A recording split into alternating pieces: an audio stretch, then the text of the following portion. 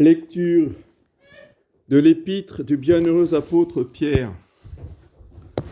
Mes bien-aimés, le Christ a souffert pour nous, vous laissant un exemple afin que vous marchiez sur ses pas. Lui qui n'a pas commis le péché, et dans la bouche duquel il n'y eut rien de trompeur.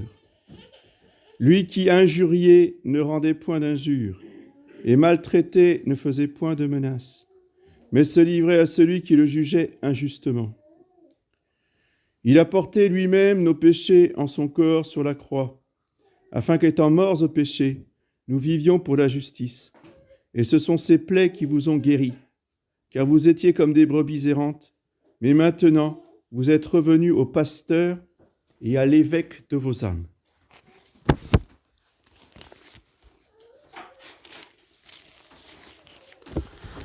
Suite du Saint Évangile selon saint Jean. En ce temps-là, Jésus dit aux pharisiens, « Je suis le bon pasteur. Le bon pasteur donne sa vie pour ses brebis. Mais le mercenaire est celui qui n'est point le pasteur, à qui les brebis n'appartiennent pas, voit venir le loup et abandonne les brebis, et il s'enfuit. Le loup alors disperse les brebis. Le mercenaire s'enfuit parce qu'il est mercenaire et qu'il ne se met point en peine des brebis. Je suis le bon pasteur, je connais mes brebis et mes brebis me connaissent, comme mon Père me connaît et que je connais mon Père. Et je donne ma vie pour mes brebis. J'ai encore d'autres brebis qui ne sont pas de cette bergerie. Celles-là aussi, il faut que je les amène et elles écouteront ma voix. Et il n'y aura qu'un seul troupeau et qu'un seul pasteur.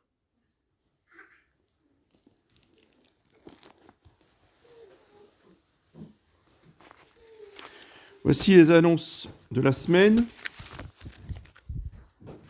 Donc aujourd'hui, deuxième dimanche après Pâques, lundi 19, Saint-Expédite, mardi 20, de la Férie, mercredi 21, solennité de Saint Joseph, patron de l'Église universelle, messe à 11h. Jeudi 22, Saint Soter et Caius. Vendredi 23, Saint Georges. Samedi 24, Saint Fidèle. Et dimanche prochain, fête de Saint Marc évangéliste, avec mémoire évidemment du dimanche. Donc la messe cette semaine aux horaires presque habituels. Alors écoutez bien, s'il vous plaît, faites attention. 9h, lundi, mardi. 11h, mercredi pour Saint Joseph. 11h, mercredi pour Saint Joseph. 11h, mercredi pour Saint Joseph, pour ceux qui ont du mal à retenir. Jeudi, pas de messe. Jeudi, pas de messe. Vendredi, 11h et samedi, 11h, comme d'habitude. Dimanche prochain, 10h, sans changement. Parce que là, il y a des places vides. Donc, pas besoin de deuxième messe.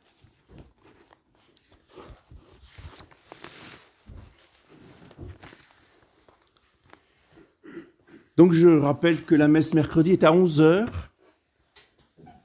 Vous avez à votre disposition des livrets de prière, il n'en reste plus beaucoup. Si vous voulez avoir un livre qui remplace avantageusement le livre bleu, je me permets d'insister sur l'importance de l'action de grâce. Quand on reçoit notre Seigneur dans son cœur, dans son âme, une fois la semaine, on ne part pas comme des voleurs à toute vitesse pour rester 3/4 d'heure dehors. Et ça se fait pas. Pour ceux qui faisaient comme ça, le saint curé d'Ars, il disait à l'enfant de chœur, tu prends un cierge, tu prends le luminaire, tu prends une clochette, puis la personne qui s'en va là, tu la suis, tu sonnes la cloche. Alors la personne dit, qu'est-ce que tu fais là, mon garçon ? Eh bien, monsieur le curé, il a dit qu'il fallait accompagner le Saint-Sacrement avec la lumière et la clochette. Parce que la présence réelle est encore en vous. Vous voyez ? Là, ça fait réfléchir. Donc, après la messe, qu'est-ce qu'on fait ? On fait son action de grâce. On ne va pas parler avec les amis. Et on respecte. Alors, si vous ne voulez pas faire d'action de grâce, ce qui n'est pas bien, eh bien, et que vous voulez sortir quand même, vous allez au-delà de la porte de la maison de Madame Olympie. Tout au fond. Pas devant la porte pour empêcher ceux qui veulent prier dans l'action de grâce, voyez, d'être embêtés par les conversations. Merci beaucoup. Je me permets de faire une petite note sur la liturgie que nous suivons ici. Donc, je vous ai expliqué au début de la messe. Vous voyez, quand il y a la messe chantée, vous répondez en chantant. D'accord. Quand ce n'est pas la messe chantée, vous dites rien. Vous laissez le servant de messe répondre, mais vous ne répondez pas. Ce qui vous permet, pourquoi on a choisi, c'est pas moi qui ai choisi, hein, c'est nous avons choisi. C'est-à-dire que toute l'Église éclipsée, tous les prêtres de Nunnakum, sauf un, nous avons opté, même sans nous concerter, comme quoi c'est bien le Saint-Esprit qui nous anime. On n'a pas fait de concile, hein, on n'a pas fait de réunion des prêtres. Et tous, on a opté pour ces rubriques de Saint-Pie X, donc avant les réformes de 53, où la liturgie était pilotée par 2 francs-maçons, cardinal Béat et Monseigneur Bunini, 1953. Les 2 mêmes qui ont fait la nouvelle messe et les nouveaux sacrements invalides. 2 francs-maçons. En 53 sous Pie XII. C'est eux qui ont fait la nouvelle Semaine Sainte. Pie XII ne le savait pas, lui. Comme il était pape, dans cette Semaine Sainte, il n'y a absolument aucune erreur contre la foi. Il n'y a rien de mal dans cette Semaine Sainte. Mais tous les changements qui ont été apportés l'ont été dans la direction de la nouvelle messe. Donc maintenant que nous avons 70 ans, même presque 130 ans de recul avec l'histoire, eh bien qu'on sait ce que Pie XII ne savait pas, nous optons pour la Semaine Sainte de Saint Pie X et pas pour celle de Pie XII. C'est-à-dire, alors il y en a qui se scandalisent parce que on est désobéissant au pape Pie XII, qui est le dernier pape régnant, Non, nous ne désobéissons à personne.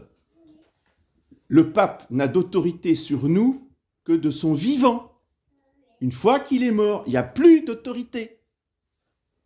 Pas nous dire qu'on désobéit au pape, il n'y a plus de pape. Alors ce que nous faisons, c'est que nous essayons de faire pour le mieux. Et ce qui est remarquable dans cette démarche, c'est que tous, nous sommes d'accord pour faire la même chose. Alors, au lieu de critiquer, de se scandaliser, etc., comme font certains, vous qui avez le sens des choses de Dieu, soyez dans l'admiration. Au lieu de voir nos divisions, mais oui, on est divisé sur certains sujets, d'accord. Et pour une fois que nous faisons tous chorus, que nous sommes tous unanimes sur un point important, la liturgie, soyez dans l'admiration. Reconnaissez là le Saint-Esprit. Voyez, c'est tout. Ça montre que c'est là l'Église éclipsée. Voyez, dans cette unanimité dogmatique et liturgique. Alors après, les opinions théologiques, on s'en fiche.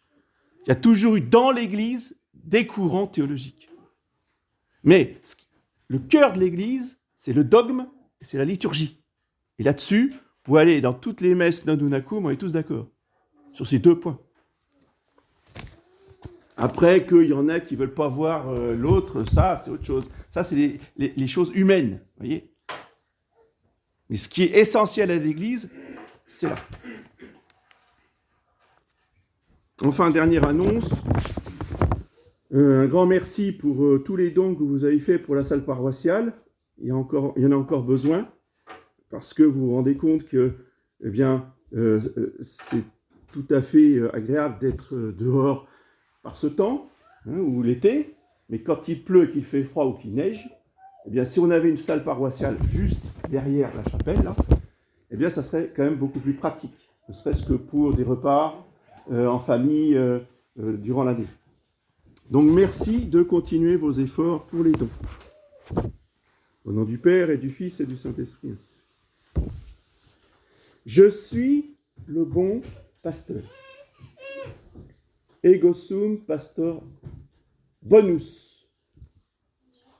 Et saint Paul, dans l'Épître, nous dit que le Seigneur Jésus est l'évêque de nos âmes. Donc, l'Église a choisi dans sa liturgie l'expression évêque de nos âmes pour le dimanche du bon pasteur.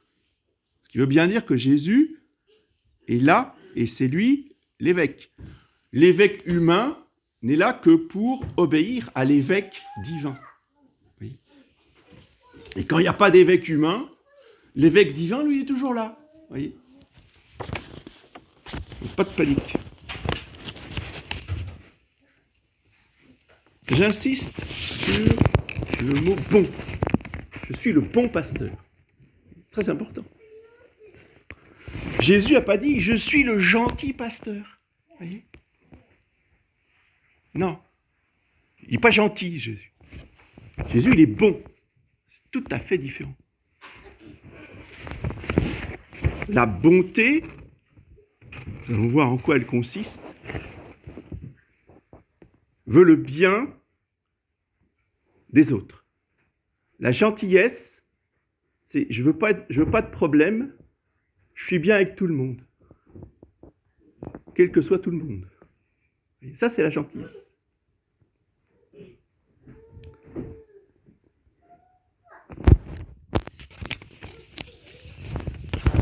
Dans l'Église catholique, il n'y a que des bons pasteurs comme évêques. Dans la secte conciliaire, qui n'est pas l'Église catholique, il y a des pseudo-évêques qui ne sont que des laïcs,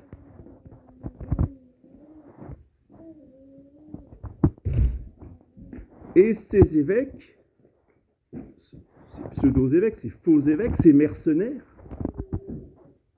qui ne sont pas des bons pasteurs, sont des gentils organisateurs. Gentils. Et organisateurs. Alors, on ne va pas dire les choses comme ça. Dans le droit canon de Jean-Paul II, on les appelle des modérateurs suprêmes. Vous voyez, suprême, ça fait... c'est quand même des gens qui sont au-dessus. Mais ce sont des modérateurs. Vous voyez ? Donc, on modère, on fait des compromis, on reste tous ensemble. On est gentil. On est gentil, ça veut dire quoi ? Ils confondent, enfin, ils ont transformé la fausse église en club méditerranéen. Vous connaissez la devise ? Quand je veux, si je veux. C'est exactement l'église conciliaire. À tous les niveaux. À commencer par la liturgie. La liturgie, les rubriques de la nouvelle église de Paul VI, c'est quoi ? Si je veux, je prends la prière eucharistique 2. Si je veux, je prends la prière eucharistique 4. Si je veux, je prends la prière eucharistique 5. Puis si je veux, j'invente ma propre prière eucharistique. Quand je veux. Et tous les sacrements sont comme ça. Le prêtre peut prendre le missel à cet endroit. Mais il peut aussi faire autre chose, tout le temps. Il n'y a jamais une seule rubrique dans toute la liturgie de la secte qui dise il faut faire ceci. Non. Le prêtre peut faire cela, oui. Il peut faire cela. C'est comme il veut, quand il veut, s'il veut. Et les laïcs, c'est pareil. Alors, exemple type, j'ai oublié son nom, le précédent faux évêque, le précédent mercenaire de Saint-Brieuc, qui est venu à Guingamp, là, il y a quelques années, même peut-être une dizaine d'années, il est venu faire une prière eucharistique au stade de foot du Roudourou, ici à Guingamp. Et j'ai lu ça dans le journal, son discours est extraordinaire. Le mercenaire qui dit, il faut quand même aller à la messe de temps en temps. Ce n'est plus obligatoire d'aller à la messe le dimanche. Donc vous y allez quand? De temps en temps. C'est quoi de temps en temps? C'est si je veux, quand je veux. Ça, c'est la secte conciliaire. Quand j'ai envie d'aller à la messe, j'y vais. Alors, il a quand même dit qu'il fallait faire un effort pour Noël et Pâques. Quand même. Non, mais quand j'avais lu ça, c'est extraordinaire. C'est un discours type. Ce n'est pas l'Église catholique. Le bon pasteur, lui, il dirige son troupeau. Il le nourrit. Il lui donne de la bonne nourriture. Parce que c'est un bon pasteur. Donc il donne de la bonne nourriture. Il donne de la bonne eau. Et enfin, il apporte un bon secours. Notre-Dame du bon secours. C'est Notre-Dame du bon pasteur. Le bon secours, c'est le bon pasteur qui nous apporte le bon secours. La bonne nourriture, qu'est-ce que c'est? C'est la doctrine catholique. On la tire tout, la doctrine catholique. Pas des livres de l'abbé Dupont. Non. Même si l'abbé Dupont, il a écrit un livre très pieux. Non. La doctrine catholique, elle vient du magistère de l'Église, du magistère du pape et du magistère des conciles.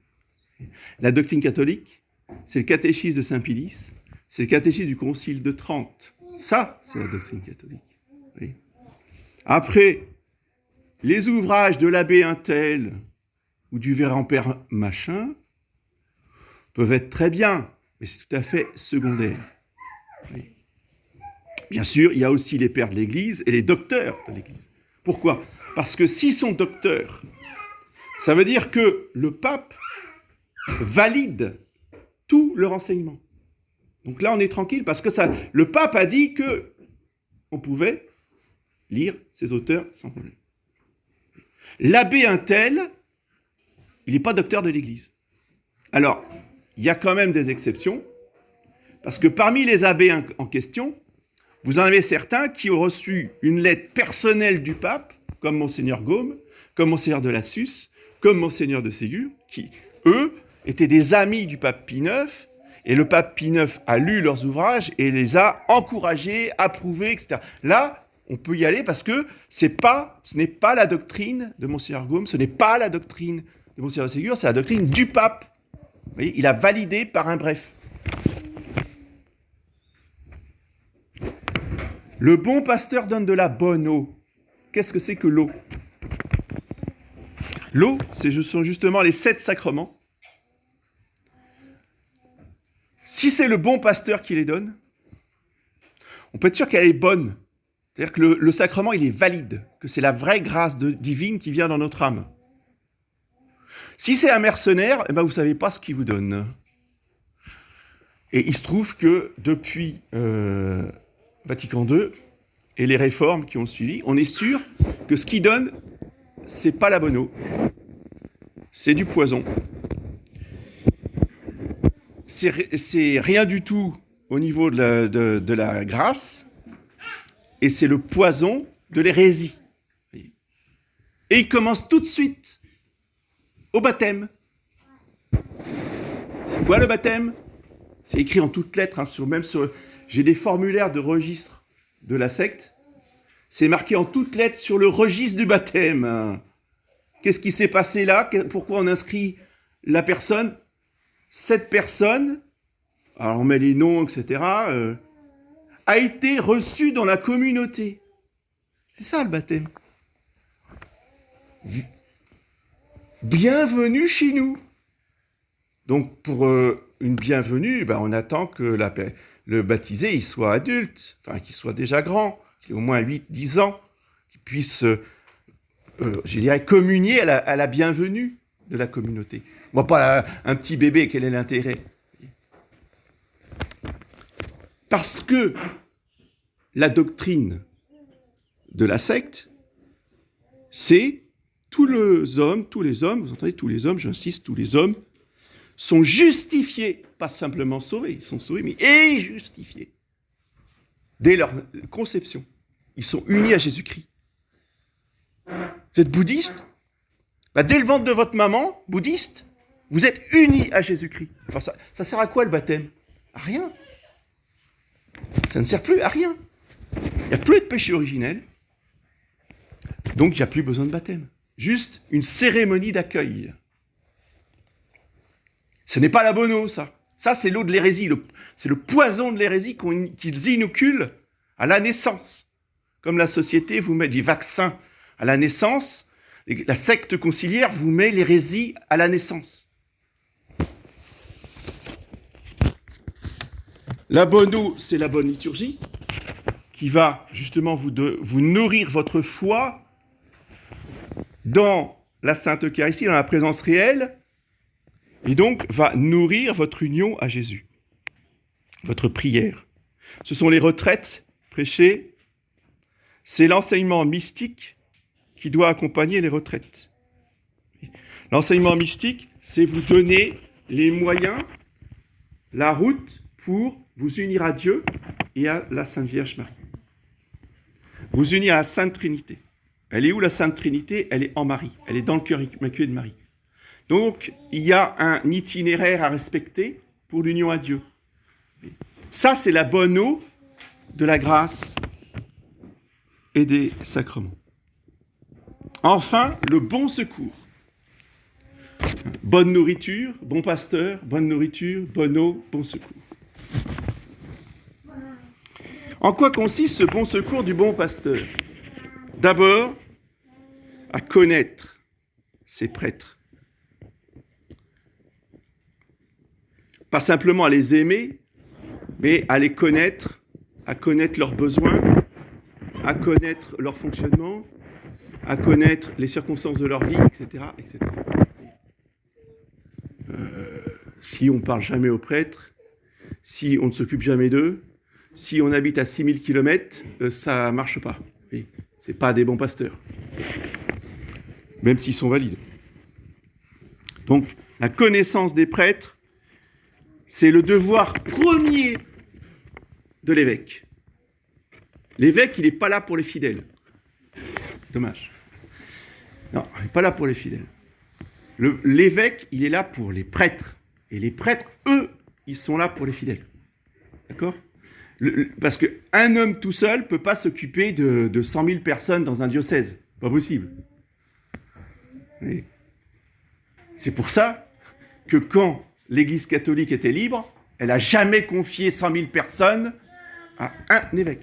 Ça, c'est Napoléon qui a fait ça. Vous comprenez ? La Révolution a fait ça. Pourquoi la Révolution ? Parce que Napoléon et la Révolution, c'est la même chose. Napoléon disait, la Révolution, c'est moi. Alors je l'appelle la Révolution. Avait parfaitement compris l'importance de l'évêque. Et qu'est-ce qu'il avait devant lui en France ? Il avait un évêque pour quelques centaines de prêtres, maximum, et pour une population très restreinte. Il y avait plusieurs évêques par le territoire de nos départements actuels. Oui. Souvent. Il s'est dit, bon, il faut diminuer le nombre d'évêques. Il faut surcharger les évêques de prêtres et de fidèles. Et comme ça, ils vont me ficher la paix.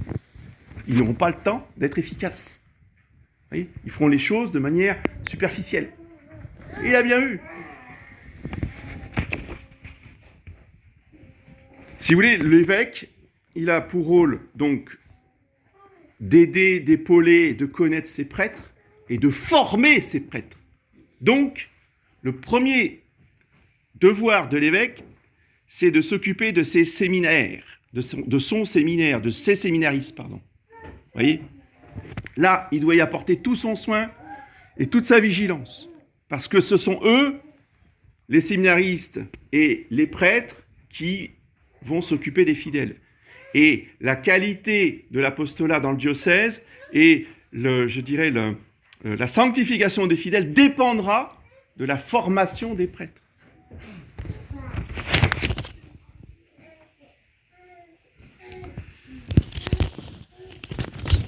Et il doit connaître, évidemment, les circonstances concrètes. On dirait connaître le terrain. Un chef qui ne connaît pas le terrain, ne sait pas où il est, c'est pas un chef.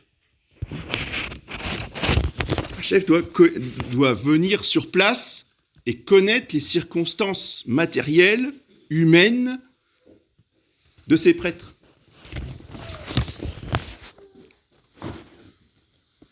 Ensuite, deuxième point, défendre ses prêtres et ses fidèles contre les méchants. C'est ça le bon secours. Des méchants, il y en a partout.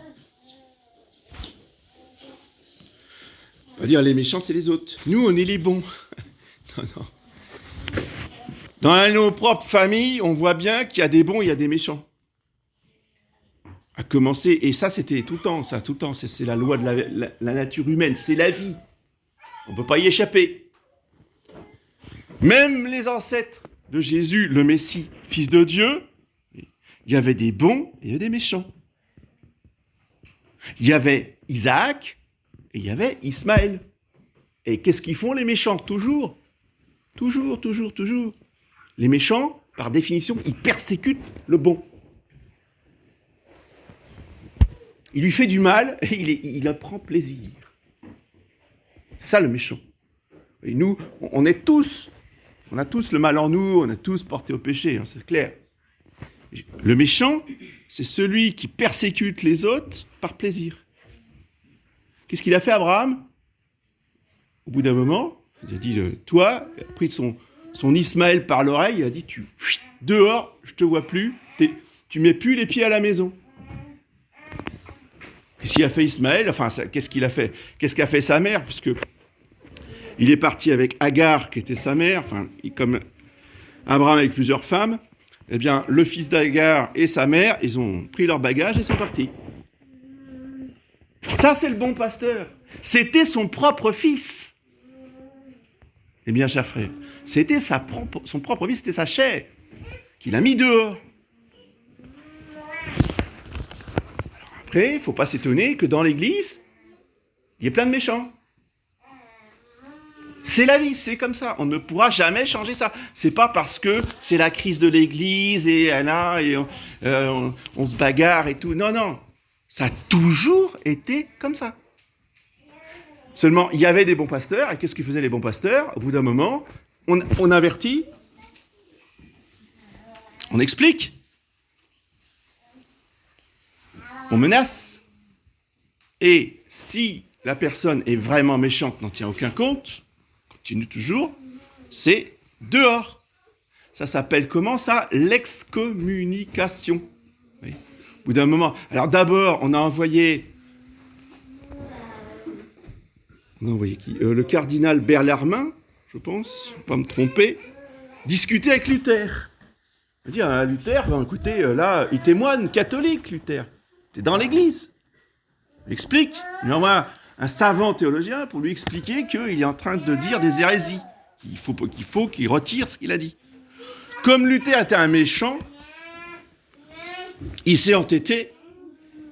Qu'est-ce qu'a fait le bon pasteur? Excommunication, dehors. C'est pas compliqué.